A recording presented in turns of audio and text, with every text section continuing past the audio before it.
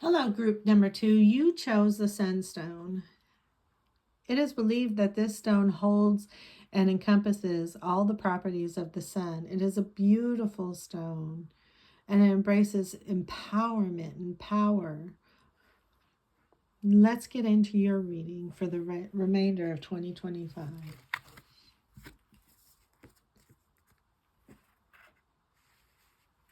All right. The first card that you pulled is the High Priestess in reverse. So you too may be out of touch with your power a little bit, which is understandable. It's a crazy, crazy time right now. And again, we are coming out of Pluto being in retrograde. And during that retrograde, a lot of people lost a lot of things. We saw social constructs fall apart. A lot of the things that we built, a lot of the illusions that we built for ourselves have literally gone to pieces over the last few months. And so we have gained a clarity. And even though the clarity is a beautiful thing, it can be challenging. Clarity can always be challenging because a lot of the things that we built up, a lot of the illusions that we built were to protect us from certain things that we saw. But as we move along in our evolution, there are times of great change. And I think that we are going through and have gone through a time of great change. I think it's fair to say that since 2020, we've been changing. The world has been changing on a global level, and the global consciousness has felt it in a major, major way. Right. And here we have the Three of Swords. And we're processing it, right? We're processing this clarity in a real way. I mean, we're in this moment, I think that a lot of us are processing all the changes that have happened. A lot of us are processing all of the illusions that we held. And we're trying to figure out, where did they come from? Why did we construct them these ways? Why did we lie to ourselves in these particular ways to make ourselves comfortable, to give us a false sense of foundation, a false sense of security. So I think that with the Three of Swords coming up in this place, yes, you may be feeling a little powerless, but you're trying to figure it out. You're trying to figure out why and how you got there, which is a beautiful thing. But the Knight of Wands is encouraging us to move forward.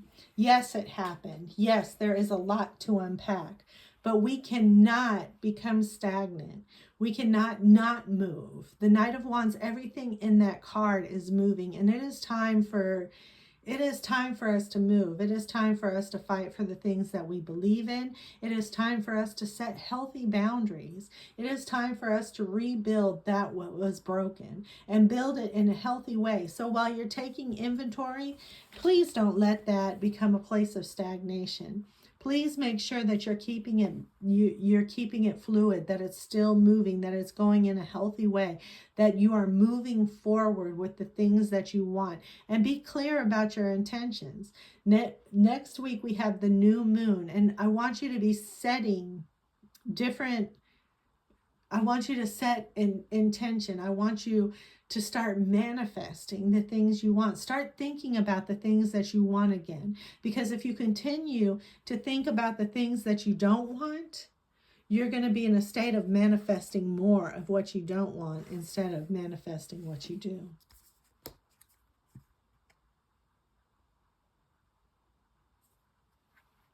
And the shadow card is just telling us it's time for divine juggling. And I think this is appropriate for right now, because as we go into the winter months, this is a great time to pull out your shadow journal, to start talking about the different aspects of yourself and start incorporating some of these things.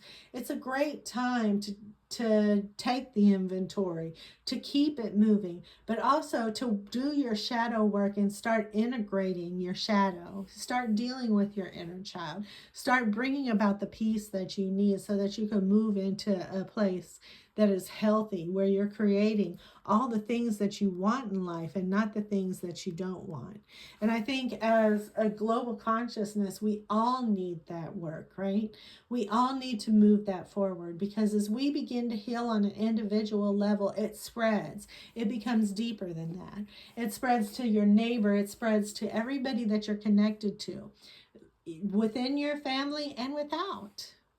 If we can train ourselves to, yes, take inventory, learn from the things that went wrong. We never want to not negate that aspect, but we do want to move forward. We do want to incorporate that, take the lessons, learn from that, and continue to move forward. Because life is literally about practice.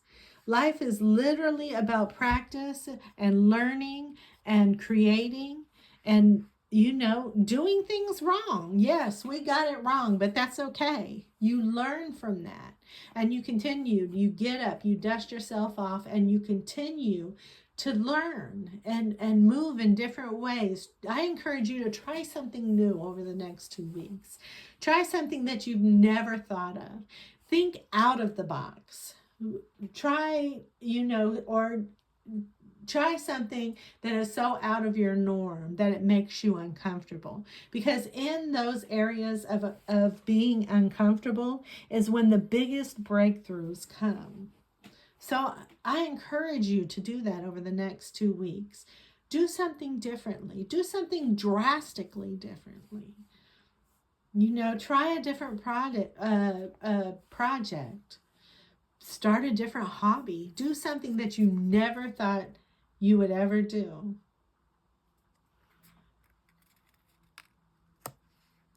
Because that's going to bring you into that completion. That's going to bring you full circle. And you see, this is this is a serpent wrapped around a wand, and that's because you want that completion, but you want that completion around your desires. You've completed a portion of your life already. You have done it. It has left you feeling a little powerless, but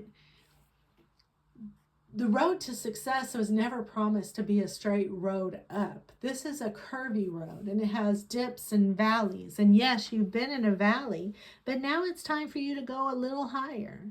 Be clear about your desires. Be clear about your desires. Take everything that you've learned. Take everything that you've learned from the last 3 months and just be clear on what you want to manifest over the next 2 weeks. Think about the life that you want to live and how that life will look, particularly in the light and the shadow of the new moon. You want to pull this forward. You want to contemplate these things. You want to learn your lessons, and you want to move forward. Everything in this pile is talking about movement and moving forward. It is time to learn the lessons, and I do believe that you are there. It is time to learn the lessons and let go and move forward.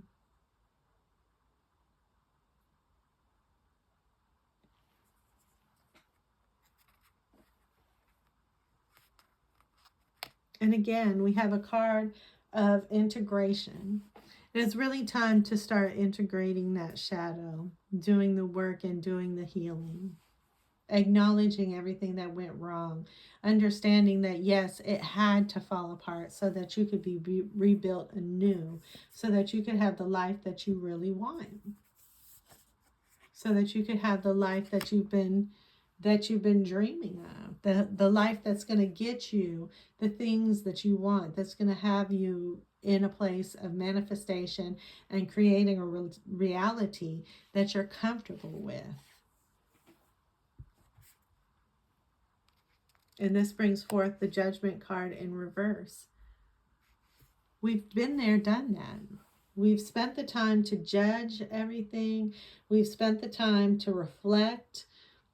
And now it's time for movement. It's time for integration. Take everything that you've learned, everything that was taken from you, everything that has changed, and integrate it. Take the lessons and integrate the lessons.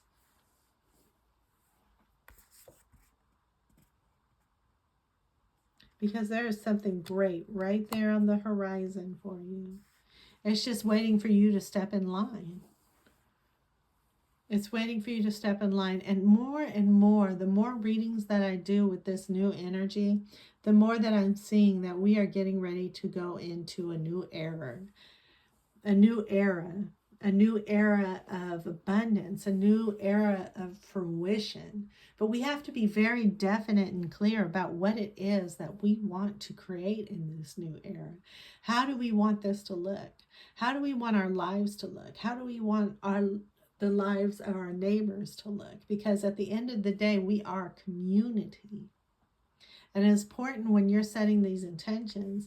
Yes, you want to set them for yourself. You want to set them for the people that you love. But you also want to set them for the global consciousness as well. Because you are part of a bigger scheme of things.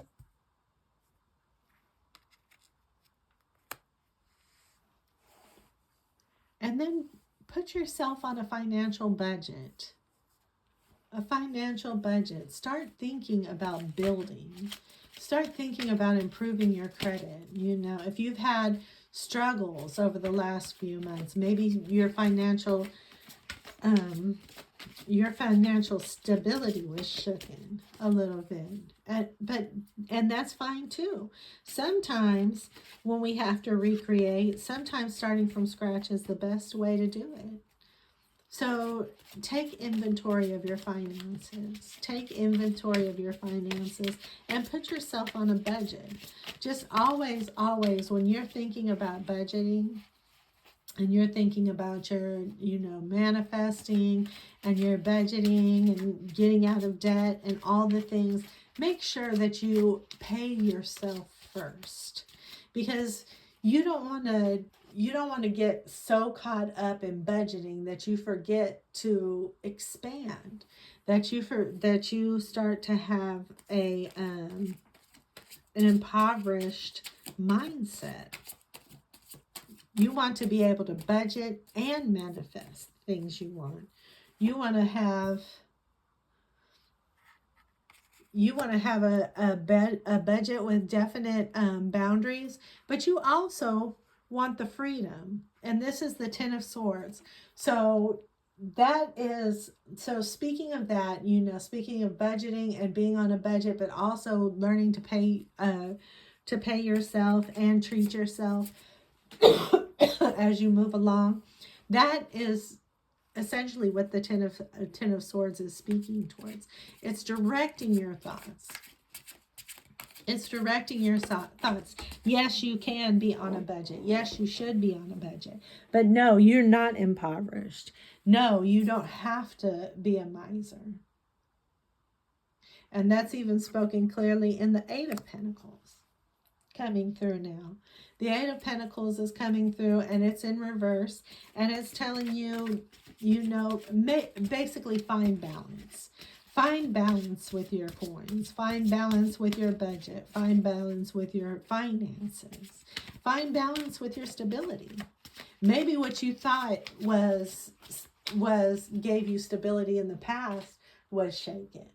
Maybe what you thought you had set aside or established was taken or shaken or absolved in some type of way. And now you have to find a different way, a different form of or even just a different mindset of what abundance looks like. And that's where the King of Wands comes in. Directing your desires, knowing what you want, exploring different options.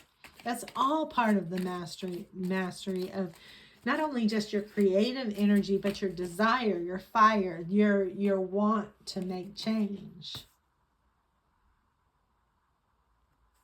And success comes.